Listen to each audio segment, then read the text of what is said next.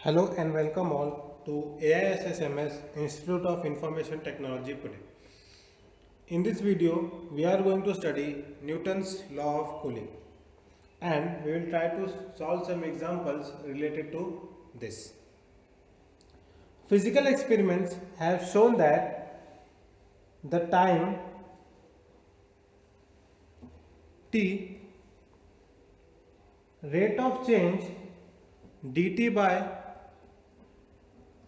dt of the temperature T of the body is proportional to the difference between T and the room temperature TA. This is known as Newton's law of cooling.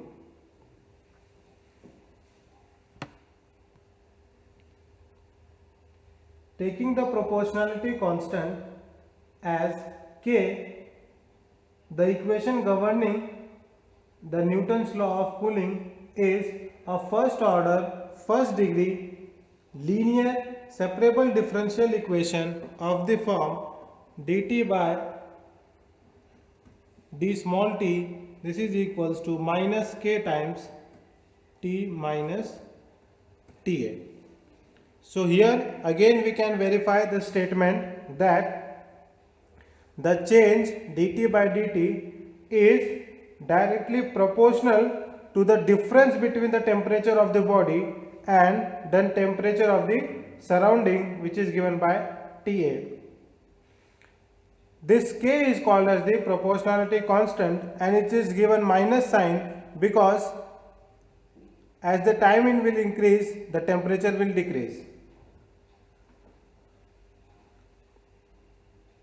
Now we have to solve this differential equation, so we get dt by t minus Ta is equals to minus k times dt. Integrating this will get log of t minus Ta is equals to minus kt plus C0.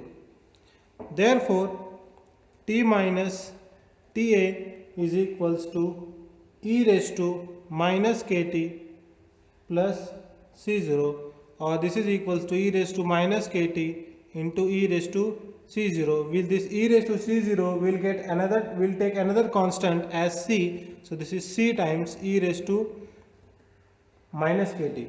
So the temperature T will be equal to Ta plus C times e raised to minus kt, where the arbitrary constant C will be found by using the initial condition T0 at time t is equals to 0. Now we will solve one example to understand the Newton's law of cooling. Consider this example. If a substance cool from 370 Kelvin to 330 Kelvin in 10 minutes when the temperature of the surrounding air is 290 Kelvin, find the temperature of the substance after 40 minutes. So here the temperature of the surrounding air is given by 290 Kelvin. By Newton's law of cooling, we know that T is equals to Ta plus C e raised to minus k.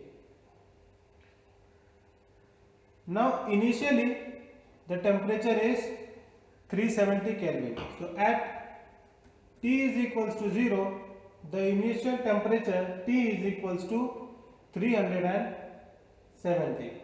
So 370 is equals to 290 because Ta is equals to 290 plus C into e raised to 0, and after solving this we will get C is equals to 80. So the constant is 80. Therefore our T will become 290 plus 80 e raised to minus kt. We have put the value of C here. Also it is given that after 10 minutes the temperature decreases to 330. So at T is equals to 10, the temperature T is equals to 330. Therefore, putting these values here, we get 330 is equals to 290 plus 80 into e raised to minus 10k, because the value of T is equals to 10 here. Solving this for k, we get k is equals to log of 2 upon 10. This is approximately equal to 0.0693. So we have found the value of k. Putting the value of k and c in this equation, we get a value of t. Therefore, our T will become T is equals to 290 plus 80 into e raised to minus 0.0693 times T. In question, we have asked that what is the temperature of the substance after 40 minutes. Means we have to find T when the time is equals to 40 minutes. So in this equation, we put the value of T to get the time. So T is equals to 290 plus 80 into e raised to minus 0.693 into 40. Now solving this, you will get T is equals to 295.